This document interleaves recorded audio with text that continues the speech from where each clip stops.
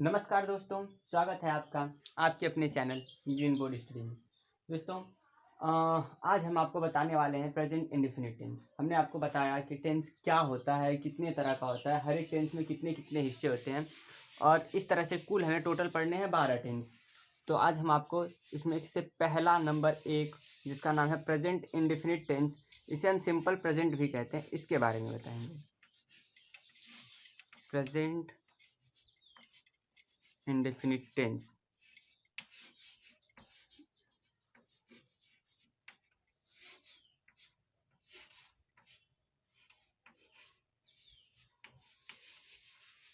Present indefinite tense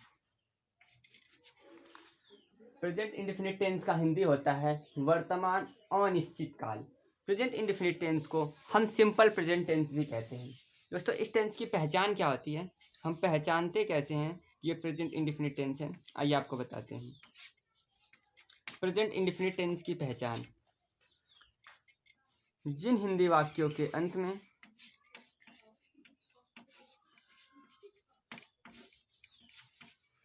जिन हिंदी वाक्यों के अंत में जिन हिंदी वाक्यों के अंत में ता है, ती है, ते हैं, ता हूँ आदि शब्द आते हैं,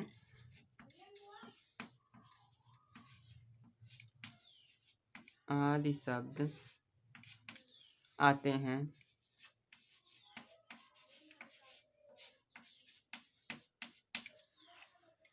वे वाक्य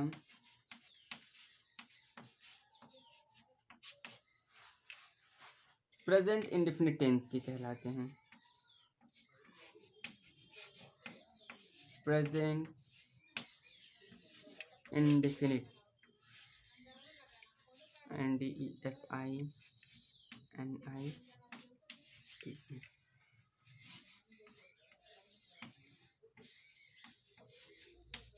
टेंस के कहलाते हैं।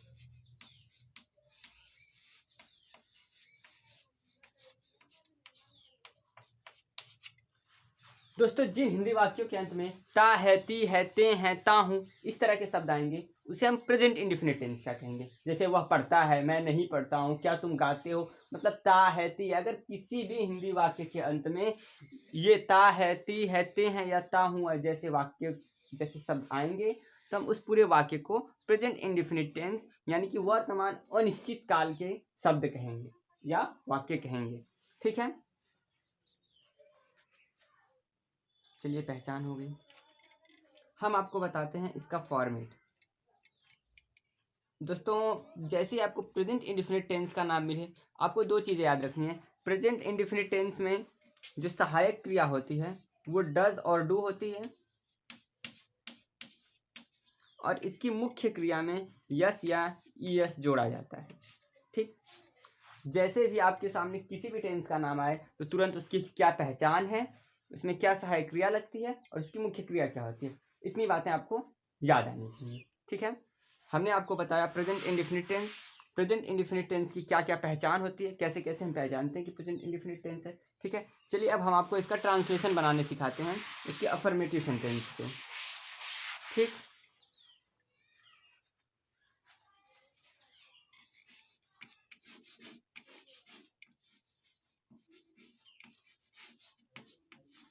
Affirmative sentence.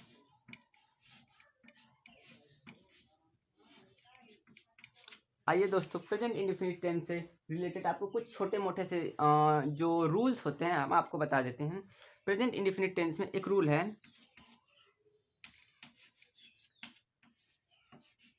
He see it.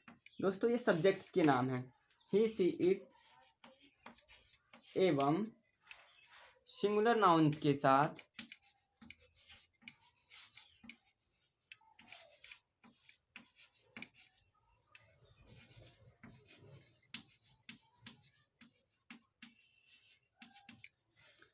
Main verb में या मुख्य क्रिया में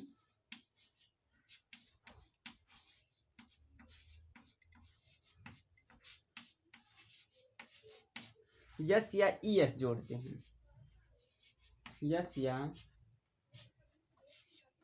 ईएस जोड़ते हैं।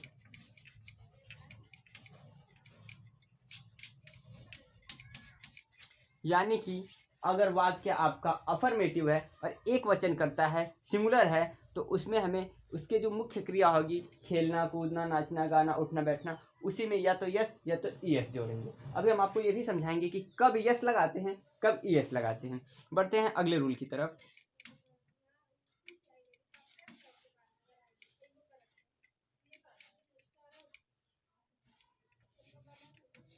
आई वी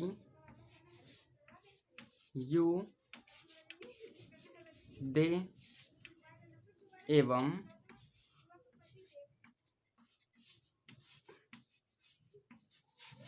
प्लूरल नाउन्स के साथ, मतलब बहुवचनकर्ता के साथ, प्लूरल नाउन्स के साथ यस या ईएस नहीं जोड़ते हैं।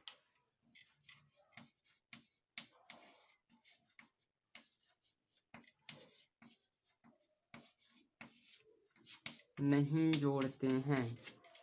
अगर दोस्तों हमारी जो सब्जेक्ट है, हमारा जो कर्ता है, अगर वो सिंगुलर है तो उसके मुख्य क्रिया में यस या ईएस जोड़ेंगे। लेकिन अगर हमारा कर्ता प्लूरल है तो उसके साथ यानी कि उसकी मुख्य क्रिया में यस या ईएस नहीं जोड़ते हैं। ठीक दोस्तों, ये यस या ईएस मुख्य क्रिया की बात हो रही है, मेन वर्ब में नहीं जोड़ते। एक और रूल है, अगर आप पहली बार इस तरह का सेंटेंस बना रहे हैं, प्रेजेंट इंडेफिनिट टेंस पढ़ रहे हैं सबसे पहली बार, तो आपको ये जानना जरूरी होगा कि इसमें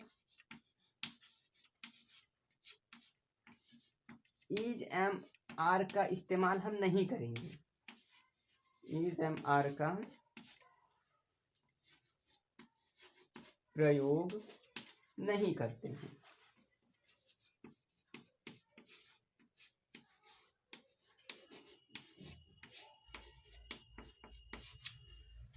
दोस्तों, अगर हमारा सब्जेक्ट, हमारा कर्ता सिंगुलर है तो यस या ईएस जोड़ते हैं उसकी मुख्य क्रिया में। अगर हमारा कर्ता यानी कि हमारा सब्जेक्ट प्लूरल है तो उसकी मुख्य क्रिया में यस या ईएस नहीं जोड़ते हैं। और हम कभी भी प्रेजेंट इंडेफिनिट टेंस में इज एम आर का प्रयोग नहीं करते हैं, गलती से भी नहीं करते हैं। इसके लास्ट में है आता है, लेकिन है के लिए इज एम आर हमें नहीं लगाना है। ठीक, जब हम पहली बार इसका टेंस पढ़ते हैं या जब कोई भी पहली बार इस तरह से टेंस को स्टार्ट करता है, अक्सर बच्चों की गलती क्या होती है कि वो प्रेजेंट इंडेफिनिट टेंस में इज एम आर का इस्तेमाल करने लगते हैं। तो सबसे पहली बात ध्यान से सुन लीजिए, प्रेजेंट इंडेफिनिट टेंस में इज एम आर का प्रयोग बिल्कुल नहीं करना है। अगर हमारा सब्जेक्ट सिंगुलर है तो उसकी मुख्य क्रिया में यस या ईएस जोड़ेंगे। अगर हमारा सब्जेक्ट प्लूरल है तो यस या ईएस नहीं जोड़ेंगे और इज एम आर का प्रयोग कहीं पे भी नहीं करना है। बस प्रेजेंट इंडेफिनिट टेंस के इस अफर्मेटिव सेंटेंस में बस 3 ही बातें आपको याद रखनी है। इज एम आर नहीं जोड़ना है, सिंगुलर है तो यस या ईएस जोड़ना है, और प्लूरल है तो यस या ईएस नहीं जोड़ना है। ठीक है, आइए हम आपको कुछ और बताते हैं।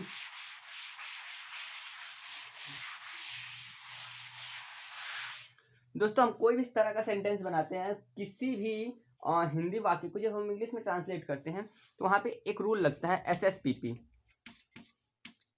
एसएसपीपी का मतलब सिंगुलर सब्जेक्ट है तो हमें सिंगुलर सहायक क्रिया यानी कि सिंगुलर हेल्पिंग वर्ब लगानी है। अगर हमारा सब्जेक्ट प्लूरल है तो हमारी सहायक क्रिया भी प्लूरल होनी चाहिए। ठीक, और अगर सब्जेक्ट सिंगुलर है तो हमारी हेल्पिंग वर्ब, मुख्य क्रिया सब सिंगुलर होगी। अगर हमारा सब्जेक्ट जो है कि प्लूरल है तो उसके अंदर मुख्य क्रिया भी प्लूरल की ही लगेगी। दुनिया की कोई भी जो क्रिया होती है, कोई भी जो वर्ब्स होते हैं, वो सब ऑलरेडी प्लूरल होते हैं। जैसे मान लीजिए हम आपको लिखें रन। दोस्तों, रन मतलब दौड़ना, ये ऑलरेडी प्लूरल होता है। गो, ये प्लूरल होता है। ईट, राइट। दोस्तों, ये जितनी भी आपको वर्ब दिख रही हैं ये सब प्लूरल हैं। अगर हम इसमें यस जोड़ते हैं या ईएस जोड़ते हैं तो ये सब सिंगुलर बन जाती हैं। अब आपको उल्टा लग रहा होगा, अरे नहीं, यस या ईएस जोड़ने से तो प्लूरल बनता है। जैसे कि बॉय मतलब होता है लड़का, और अगर हम बॉय में यस जोड़ देते हैं बॉयज, तो ये हो जाता है लड़के, ये एक वचन बहुवचन। ऐसे ही मान लीजिए कि अगर लिखा गया है बुक और हमने बुक में जोड़ दिया यस, यानी कि बुक्स, ये भी प्लूरल बन गया। लेकिन दोस्तों जब भी हम किसी सब्जेक्ट में किसी नाउन में यस या ईएस जोड़ते हैं तो वो प्लूरल बनते हैं, लेकिन जब हम किसी वर्ब्स में किसी क्रिया में यस या ईएस जोड़ते हैं तो वो सिंगुलर बन जाती है। ये जितनी भी चीजें लिखी गई हैं ये सब क्रिया हैं, इसे हम इंग्लिश में वर्ब कहते हैं, और वर्ब पहले से ही प्लूरल फॉर्म में मौजूद होती है। तो जब भी हम सिंगुलर में इसका ट्रांसलेशन इस्तेमाल करते हैं तो हम इसमें यस या ईएस जोड़ के इसे भी सिंगुलर बनाते हैं। तो रन का सिंगुलर होगा रन्स, गो का सिंगुलर होगा गोज, ईट का सिंगुलर होगा ईट्स, और राइट का सिंगुलर होगा राइट्स। अब आपको पता चल गया होगा कि क्यों हम सिंगुलर में यस या ईएस जोड़ते हैं और क्यों हम प्लूरल में यस या ईएस नहीं जोड़ते हैं। दोस्तों प्रेजेंट इंडेफिनिट टेंस के अफर्मेटिव सेंटेंस में अगर वाक्य सिंगुलर है तो उसके साथ सिंगुलर वर्ब यानी कि यस या ईएस जुड़ के लगाना है, और अगर हमारी वर्ब सब्जेक्ट पहले से ही प्लूरल है तो वर्ब तो ऑलरेडी प्लूरल होती है, तो हमें सिर्फ वर्ब को ही लिख देना होता है, उसको कुछ भी नहीं करना होता। ठीक, आइए आगे बढ़ते हैं। उम्मीद करते हैं कि आपको समझ में आ गया होगा कि जो वर्ब है वो पहले से प्लूरल होती है और यस या ईएस जोड़ने पे सिंगुलर हो जाती है, और यही चीज हमारी जब किसी नाउन्स के साथ होती है तो उल्टा होता है, किसी भी चीज में यस या ईएस जोड़ देते हैं तो प्लूरल हो जाता है, लेकिन वर्ब के साथ ये चीज बिल्कुल विपरीत होती है। दोस्तों सवाल अब ये फंसता है कि कब यस लगाना है कब ईएस लगाना है। ठीक, तो याद रखिएगा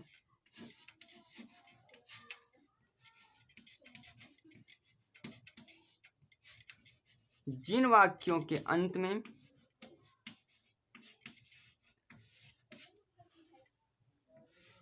ओ C H C double H S S H double S आदि शब्द आए, ऐसे और भी शब्द होते हैं,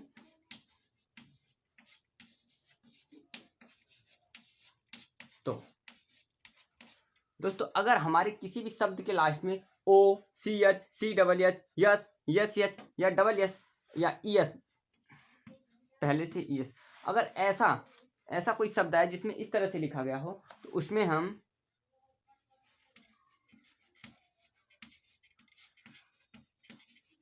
ईएस जोड़ते हैं।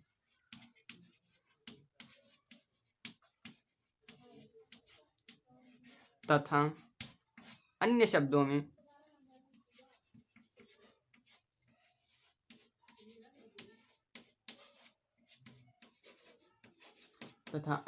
में यस जोड़ते हैं।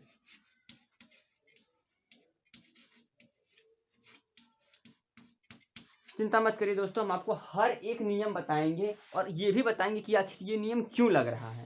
ठीक, जैसे हमने आपको बताया कि क्यों वर्ब में एस या ईएस जोड़ते हैं, क्योंकि वर्ब में एस या ईएस जोड़ने से वर्ब सिंगुलर हो जाती है। ठीक, तो इसी तरह से आगे भी जब हम आपको रूल बताएंगे तो हम आपको बताते रहेंगे कि कौन सा नियम क्यों लग रहा है। ठीक, तो हम आपसे कह रहे हैं जिन वाक्यों के अंत में O C H C double H S S H E S double S ये सारे शब्द आएंगे उसमें हम ईएस जोड़ेंगे, बाकी अन्य सभी में यस जोड़ेंगे। दोस्तों ये आप जब सिंगुलर प्लूरल पढ़ेंगे तो सेम रूल आपको मिलेगा। जब हम सिंगुलर से प्लूरल बनाना सीखते हैं तो सिंगुलर के सब्जेक्ट में हम क्या जोड़ते हैं तो प्लूरल बन जाता है। तो ठीक आपको यही चीज़ें मिलेंगी कि ये सब जोड़ेंगे, ये सब अगर किसी शब्द के लास्ट में रहेंगे तो ईएस जोड़ना है, बाकी अन्य के साथ यस जोड़ना है। तो यही सेम का सेम रूल यहाँ पे भी फॉलो किया जाएगा। ठीक है दोस्तों, उम्मीद करते हैं कि आपको ये भी पता चल गया होगा कहाँ यस जोड़ते हैं कहाँ ईएस जोड़ते हैं। जैसे मान लीजिए गो के लास्ट में ओ है तो हम गो को सिंगुलर करने के लिए इसमें ईएस जोड़ते हैं। ठीक, मान लीजिए दोस्तों रन है तो रन के लास्ट में न ई है न एस एच है न सी एच है न ओ है न डबल एस है, तो इसमें हम यस जोड़ देते हैं। ठीक है, उम्मीद करते हैं कि आपको यहाँ तक के जितने भी हमने नियम बताए सबके सब समझ में आ गए होंगे। चलिए एक बार हम दोहरा देते हैं। अगर प्रेजेंट इंडेफिनिट टेंस पढ़ रहे हैं और उसके अफर्मेटिव सेंटेंस में है तो यदि हमारा सब्जेक्ट सिंगुलर होगा उसके मुख्य क्रिया में यस या ईएस जोड़ना है, अगर हमारा सब्जेक्ट प्लूरल होगा उसकी मुख्य क्रिया में यस या ईएस नहीं जोड़ना है, और गलती से भूल के भी हमें प्रेजेंट इंडेफिनिट टेंस में ईज एम आर का प्रयोग कहीं नहीं करना है। अगर किसी वाक्य के अंत में O C H C double H S S H double S ऐसे शब्द आएंगे, उसमें हम ई एस जोड़ेंगे और अन्य सभी शब्दों में हम यस जोड़ेंगे। उम्मीद करते हैं कि आपको इतना सा रूल तो समझ में आ गया होगा। बहुत आसान होता है दोस्तों, एकदम बिल्कुल ना डरिए, बहुत अच्छे से आपको आ जाएगा। चलिए अब हम आपको अफर्मेटिव का सीधे ट्रांसलेशन उदाहरणों के माध्यम से समझाते हैं कि क्या कैसे होगा। ठीक है,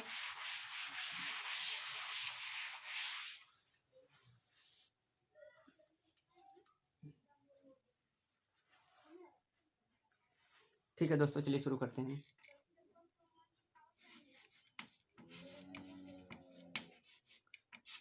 Mohan school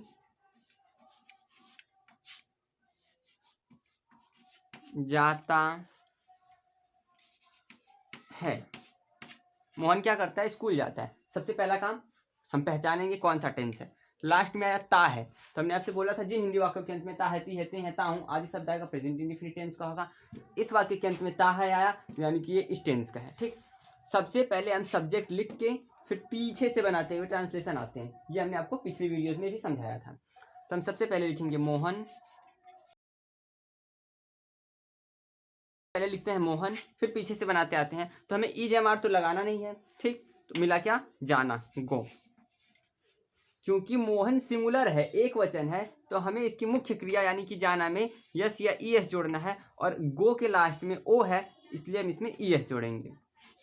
goes to school, full stop. और एग्जांपल ले लीजिए,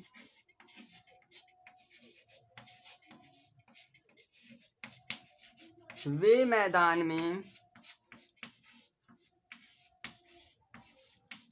क्रिकेट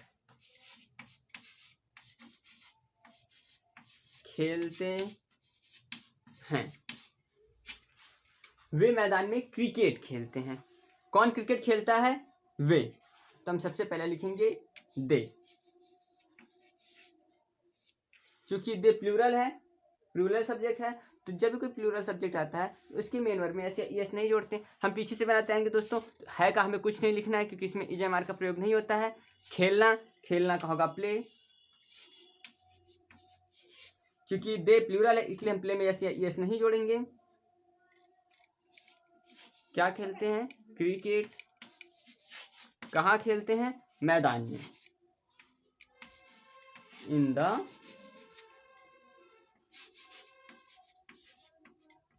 फील्ड, फुल स्टॉप। ठीक है, चलिए एक और एग्जांपल लेते हैं। गायें चारागाह में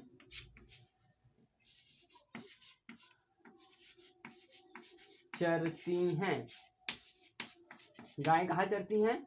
चारागाह में। अगर इसका ट्रांसलेशन आपको आ रहा हो तो तुरंत कमेंट बॉक्स में कमेंट करके बताइए कि गाय चारागाह में चरती हैं का क्या होगा। ठीक है, चलिए हम आपको बना के दिखाते हैं।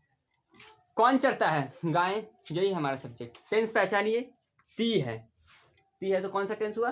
प्रेजेंट इंडेफिनिट टेंस हुआ। तो प्रेजेंट इंडेफिनिट टेंस के हिसाब से हम सबसे पहले लिखेंगे गाय, काउज। चूंकि गाय प्लूरल है तो हमें इसके वर्ब में यस या एस नहीं जोड़ना है, इसकी मुख्य हमें कोई भी यस या एस नहीं जोड़ना है। तो हम पीछे से बनाते आएंगे, तो है चरना, चरने का होता है ग्रेज।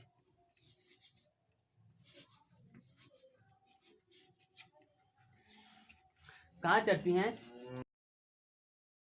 चारागाह में, तो in the grassland.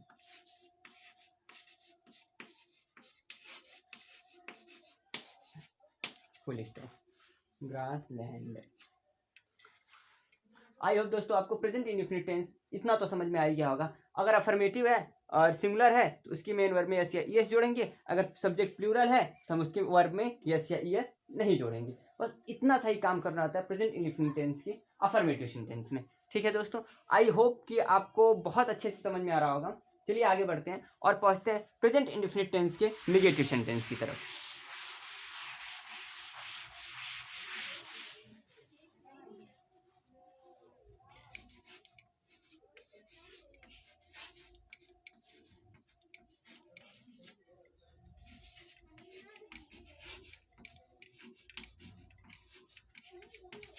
Negative sentence, दोस्तों प्रेजेंट इंडेफिनिट टेंस के नेगेटिव सेंटेंस में भी दो तरह के रूल होते हैं। हम आपको दोनों रूल बता रहे हैं, ध्यान से देखिएगा।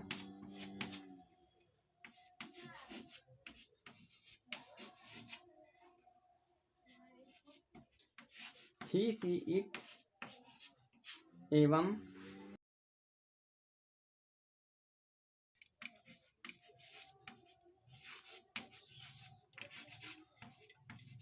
सिंगुलर नाउन्स के साथ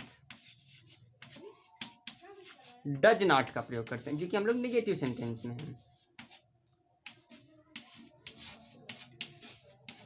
डज नॉट का प्रयोग करते हैं। दोस्तों हमने हर वीडियो में आपको बताया था कि नॉट का प्रयोग सहायक क्रिया के बाद होता है। इसकी हेल्पिंग वर्ब डज या डू होती है, जो कि अफर्मेटिव सेंटेंस में नहीं लगाई जाती। जैसे हम नेगेटिव में आते हैं वैसे हम डज डू का इस्तेमाल करना स्टार्ट कर देते हैं। तो ही सी इट और सिंगुलर नाउन के साथ डज नॉट का प्रयोग करते हैं।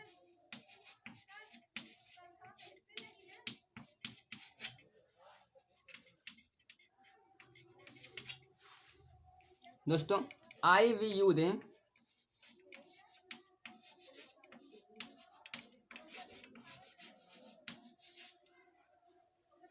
एवं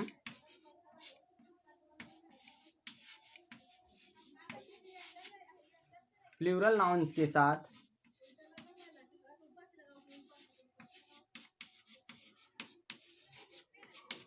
मेन वर्ब में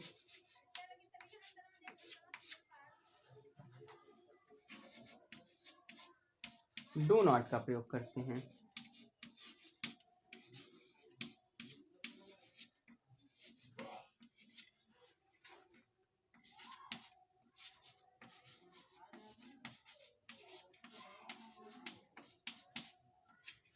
दोस्तों एक और छोटी सी बात है, इसको भी ध्यान में रखिएगा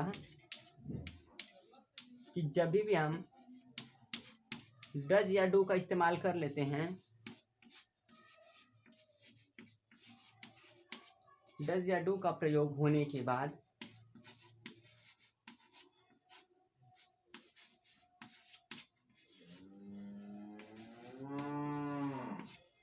यस या ईएस नहीं जोड़ा जाता है या नहीं लगाते हैं। यस या ईएस मेन वर्ब में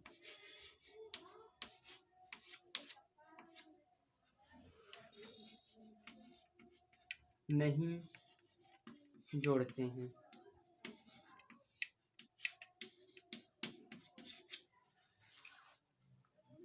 अफर्मेटिव में हमने आपको बताया था जब भी हमारा सब्जेक्ट सिंगुलर होगा तो हमें यस या ईएस जोड़ना है। जैसे हमारा सब्जेक्ट प्लूरल होगा तो हमें यस या ईएस नहीं जोड़ना है, इज़ामार नहीं लगाना है। लेकिन जैसे हम आपको निगेटिव सेंटेंस में लेके आए, हमने आपको बताया कि अगर सिंगुलर होगा तो डज नॉट का प्रयोग करेंगे, प्लूरल होगा तो डू नॉट का प्रयोग करेंगे, और जब डज या डू लग गया तो अब हमें मेन वर्ब में यस या ईएस जोड़ने की कोई ज़रूरत नहीं। दोस्तों आखिर मेन वर्ब में अब यस या ईएस जोड़ने की कोई ज़रूरत क्यों नहीं है? क्योंकि जब हम आपको बता रहे थे अफर्मेटिव, तो उसमें सिर्फ एक ही वर्ब आ रही थी, वो भी थी मुख्य क्रिया, मेन वर्ब। क्योंकि यहाँ पे ये हेल्पिंग वर्ब पहले से आ गई, ये डज डू जो है ये पहले से ही एक वर्ब है डू। और देखिएगा दोस्तों इसी डू में हमने ईएस जोड़ लिया है। तो सिंगुलर में एस या ईएस जोड़ते हैं तो हमने डज में ईएस ऑलरेडी जोड़ लिया है, इसलिए जब डज नॉट का प्रयोग हो जाता है तो मेन वर्ब में एस या ईएस नहीं जोड़ते। और प्लूरल में यस या ईएस नहीं लगाते थे, इसलिए हम सिर्फ डू लिखते हैं, यानी कि डू नॉट और डज नॉट। तो हम अब यस या ईएस का प्रयोग नहीं करेंगे क्योंकि यस या ईएस ऑलरेडी हम लगा चुके हैं। ठीक है, चलिए आगे बढ़ते हैं और हम इसके एग्जाम्पल से आपको समझाते हैं। ठीक, एक बार बता देते हैं। ही सी इट एवं सिंगुलर नाउन के साथ डज नॉट का प्रयोग करेंगे, आई वी यू दे और प्लूरल नाउन के साथ डू नॉट का प्रयोग करेंगे, और डज या डू लग जाने के बाद मेन वर्ब में यस या ईएस नहीं जोड़ेंगे। ठीक है,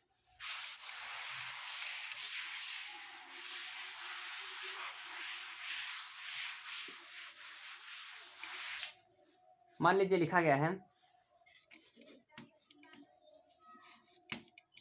राधा एक गीत नहीं गाती है। राधा एक गीत नहीं गाती है। सबसे पहले क्या लिखना है हमें, सब्जेक्ट। कौन गीत नहीं गाता है, राधा। ठीक है दोस्तों, लास्ट में ती आया है तो हम उससे डायरेक्टली पहचान लेंगे कि वो प्रेजेंट इंडेफिनिट टेंस है, राधा। अब पीछे से बनाते आएंगे तो हमें इज एम आर तो लिखना है नहीं, ठीक। तो इसकी सहायक क्रिया डज या डू होती है और उसके साथ नॉट, यानी कि सिंगुलर है राधा, तो राधा के साथ हमें लगाना है does not. Radha does not sing, और अब हमें सिंग में कोई भी यस या यस नहीं जोड़ना है। अ सॉन्ग, एक गीत, एक गाना। Radha does not sing a song, Radha गीत नहीं गाती है। उम्मीद करते हैं आपको समझ में आ गया होगा। राधा सिंगुलर थी, इसके लिए हम डज नॉट लगा दिए। ओके,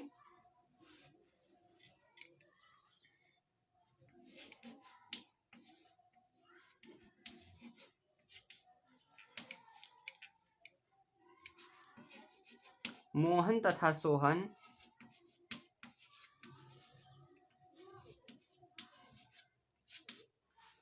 विद्यालय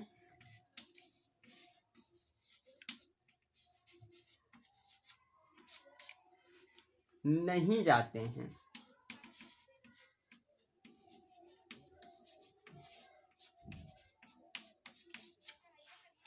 मोहन तथा सोहन विद्यालय नहीं जाते हैं। ठीक है, कौन विद्यालय नहीं जाता है, मोहन एंड सोहन। हमारा सब्जेक्ट अब की बात इतना बड़ा है, ठीक। और ते हैं आया तो ते हैं से प्रेजेंट इंडेफिनिट टेंस, ठीक। तो हम लिखेंगे मोहन एंड सोहन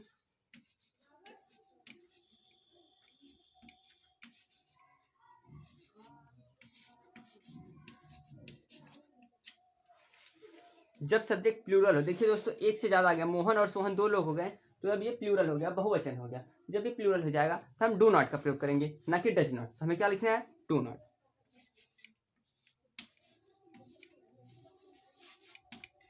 जाना का गो, और कहाँ नहीं जाते हैं, विद्यालय नहीं जाते हैं, to school, full stop. Mohan and Sohan do not go to school. ठीक है, एक और ले लीजिए, कुत्ते रात में अजनबियों को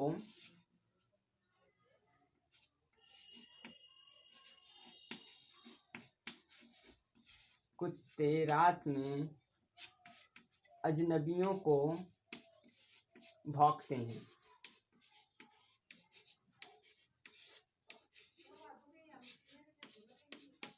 कुत्ते रात में क्या करते हैं, कुत्ते रात में अजनबियों को भौंकते हैं। ठीक, कुत्ते मतलब dog.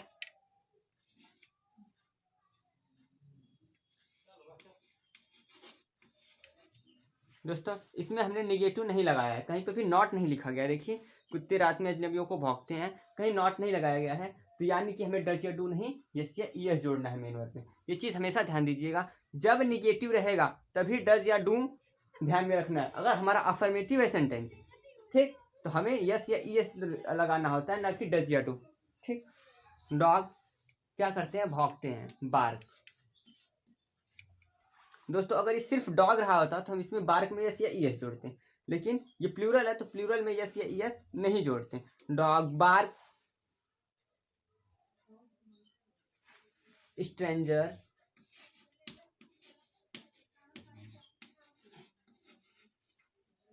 Dogs bark strangers in the night,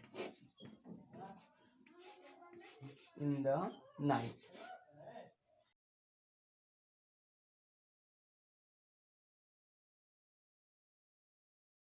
ठीक है दोस्तों, उम्मीद करते हैं कि आपको इसका नेगेटिव सेंटेंस भी समझ में आ गया होगा।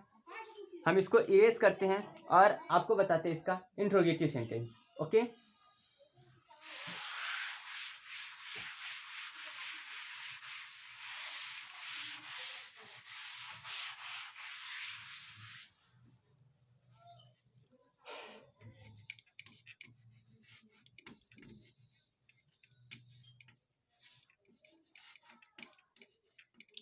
इंट्रोगेटिव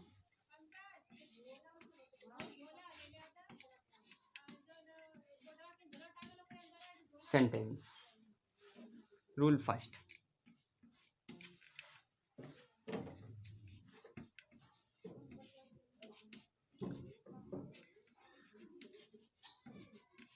यदि प्रश्न सूचक शब्द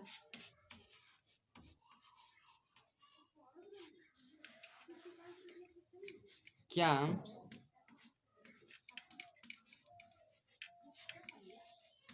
वाक्य में पहले आता है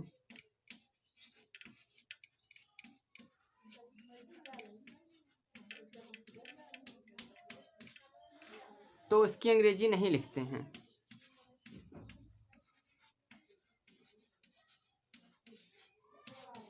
तो उसकी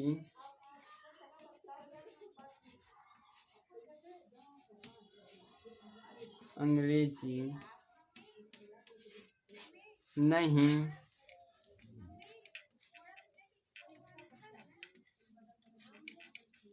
लिखते हैं। दोस्तों हमने आपको पहले भी कई बार बता चुका है, फिर से आपको बता रहे हैं, यदि प्रश्न सूचक शब्द वाक्य में पहले आता है तो हमें उसकी अंग्रेजी नहीं लिखनी, लिखनी ही नहीं, कहीं पे भी नहीं लिखनी। नहीं लिखते तो क्या करेंगे, नहीं लिखते हैं, बल्कि डज या डू का प्रयोग, डज या डू का प्रयोग सब्जेक्ट से पहले कर देते हैं।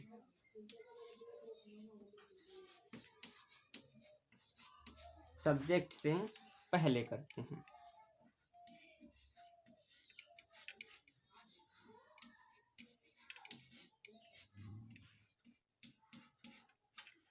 सब्जेक्ट से पहले करते हैं। यदि प्रश्न सूचक शब्द क्या वाक्य में पहले आता है तो हमें उसकी अंग्रेजी नहीं लिखनी है, कहीं पे भी नहीं लिखनी है दोस्तों, बल्कि जो डज या डू है सब्जेक्ट के बाद उसे हमें सब्जेक्ट से पहले लगा देना है। याद रहे, अब हमें निगेटिव हो या ना हो, अगर इंट्रोगेटिव हो गया तो उसमें नहीं लिखा रहे या ना लिखा रहे, हमें डज डू लगाना है, सिंगुलर के साथ डज और प्लूरल के साथ डू।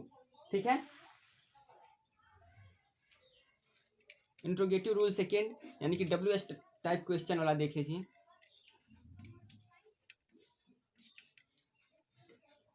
यदि प्रश्न सूचक शब्द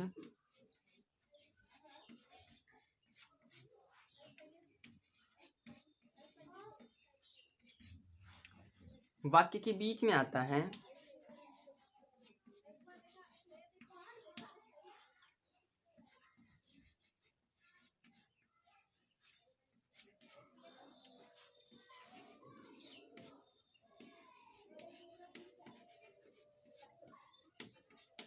यदि प्रश्न सूचक शब्द वाक्य के बीच में आता है तो उसकी अंग्रेजी,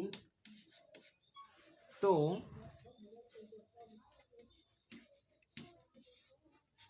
इसकी अंग्रेजी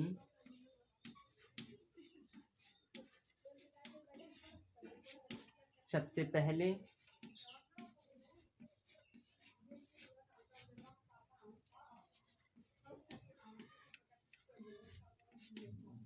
फिर डज डू,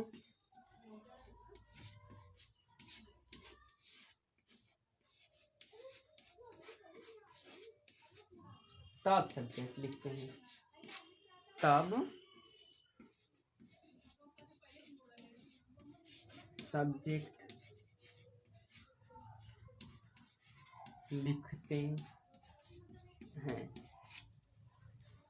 यदि प्रश्न सूचक शब्द वाक्य के बीच में आता है तो उसकी अंग्रेजी सबसे पहले फिर डज डू तब सब्जेक्ट लिखते हैं। यानी कि जब प्रश्न सूचक पहले आएगा तो नहीं लिखना है, बीच में आएगा सबसे पहले लिखना है, और इन दोनों केसों में जो हमारी सहायक क्रिया है डज या डू वो सब्जेक्ट से पहले आ जाया करेगी।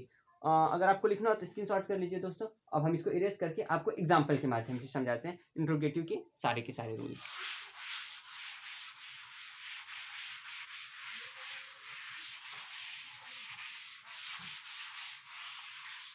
मान लीजिए लिखा गया है, क्या तुम एक पुस्तक पढ़ते हो? एक पुस्तक पढ़ते हो। दोस्तों ता है ती है ते हैं, ते हो आ गया तो हमने इसे पहचान लिया कि ये प्रेजेंट इंडेफिनिट टेंस का है। अगर ये प्रेजेंट इंडेफिनिट टेंस का है तो फिर हमने देखा कि जो प्रश्न सूचक शब्द वाक्य में पहले आया, तो जब प्रश्न सूचक शब्द वाक्य में पहले आता है तो हमें उसकी अंग्रेजी नहीं लिखनी होती है, बल्कि डज या डू का प्रयोग सब्जेक्ट से पहले करना होता है। कौन पढ़ता है? तुम, यानी कि यू सब्जेक्ट है। चूंकि यू प्लूरल होता है यानी कि यू के साथ डू लगाते हैं तो हम डू का प्रयोग यू के पहले ही कर देंगे। तो हमारा ट्रांसलेशन बनेगा डू यू, पढ़ने का रीड, डू यू रीड क्या, एक पुस्तक, a book, do you read a book और क्वेश्चन मार्क। ठीक, एक और ले लीजिए, क्या राम बाजार जाता है। दोस्तों जैसे आप प्रेजेंट इंडेफिनिट टेंस पढ़ेंगे अक्सर आपको मिलेगा राम बाजार जाता है। पता नहीं कितने सदियों से आज बाजार जाता है लेकिन आज तक पहुंचा ही नहीं बेचारा। जब भी आप पढ़ेंगे राम बाजार जाता है, राम बाजार जाता है, राम, अरे कभी तो पहुंचा दो यार कि राम बाजार पहुंचता है, नहीं, हमेशा राम बाजार जाता है। ठीक, तो चलिए हम पहुंचा ही देते हैं, क्या राम बाजार पहुंचता है।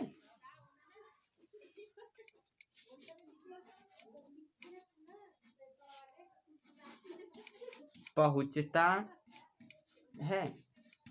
लीजिए आज हमने राम को फाइनली मार्केट पहुंचा ही दिया।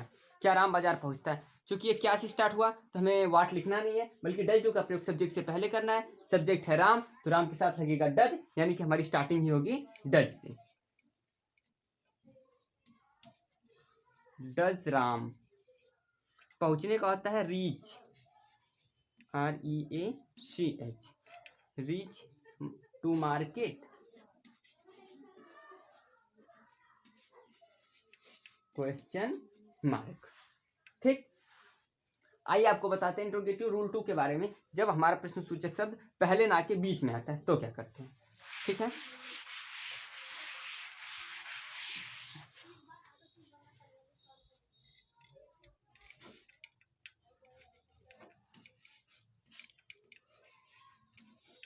तुम कहाँ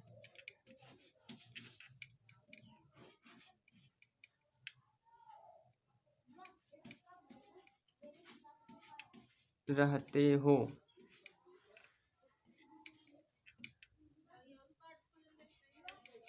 सीमा क्या करती है।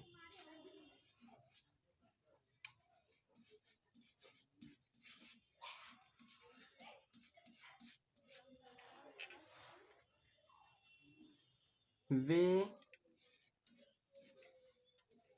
कहाँ जाते हैं। क्वेश्चन मार्क, क्वेश्चन मार्क और क्वेश्चन मार्क। ते हो, ती है, ते हैं। दोस्तों ये तीनों के तीनों सेंटेंस हमारे प्रेजेंट इंडेफिनिट टेंस के हैं। सबके बीच में देखिए क्वेश्चन वर्ड और क्वेश्चन वर्ड आया है। जब प्रश्न सूचक शब्द बीच में आता है तो इसकी अंग्रेजी सबसे पहले लिखते हैं। तो कहाँ का होता है वेयर, फिर इसके बाद सहायक क्रिया तब सब्जेक्ट लिखते हैं। इसका सब्जेक्ट है यू, यू के साथ हमें लगाना है डू, तो डू पहले हो जाएगा, फिर सब्जेक्ट और रहने का live, question mark. Where do you live.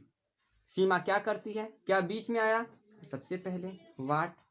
सीमा एक लड़की है, सिंगुलर है, इसके साथ हमें डज लगाना है, तो डज सीमा से पहले। अब इसके बाद सीमा, वेयर डज सीमा, और करना का डू, क्वेश्चन मार्क। दोस्तों ये डज सहायक क्रिया है और ये डू मुख्य क्रिया है, काम। ठीक, जो हो रहा है, कर रही है वो। वे कहाँ रहते हैं, वे मतलब दे।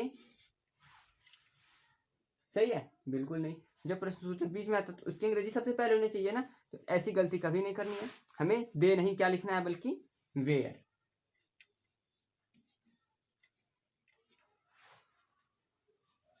वे का दे होता है, तो दे के साथ हमें डू लगाना था, डू दे के पहले।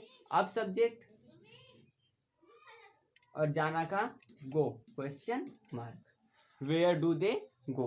उम्मीद करते हैं कि आपको प्रेजेंट इंडेफिनिट टेंस पूरा का पूरा समझ में आएगा, अच्छे समझ में आएगा। दोस्तों इस प्रेजेंट इंडेफिनिट टेंस की जितने आपको ट्रांसलेशन हो सके उतना बनाइएगा, रिहर्सल करते रहिएगा। याद रहे जब ये अफर्मेटिव में होते हैं तो डज या डू नहीं बल्कि यस या ईएस लगाया जाता है, और जैसे निगेटिव इंट्रोगेटिव में आते हैं तो हम यस या ईएस को छोड़ के डज डू पे आ जाते हैं। ठीक, सिंगुलर के साथ डज, प्लूरल के साथ डू लगाने लगते हैं। इंट्रोगेटिव में जब क्या से शुरू होता है तो डज डू का प्रयोग सब्जेक्ट से पहले करते हैं। जब बीच में प्रश्न सूचक शब्द आता है सबसे पहले उसकी अंग्रेजी, फिर सहायक क्रिया डज डू, तब सब्जेक्ट लिखते हैं। ठीक है, उम्मीद करते हैं कि आपको वीडियो पसंद आई होगी, प्रेजेंट इंडेफिनिट टेंस समझ में आया होगा। प्लीज़ हमारे वीडियो को लाइक कर दीजिए। बहुत बहुत धन्यवाद, आप लास्ट तक बने रहे। धन्यवाद दोस्तों।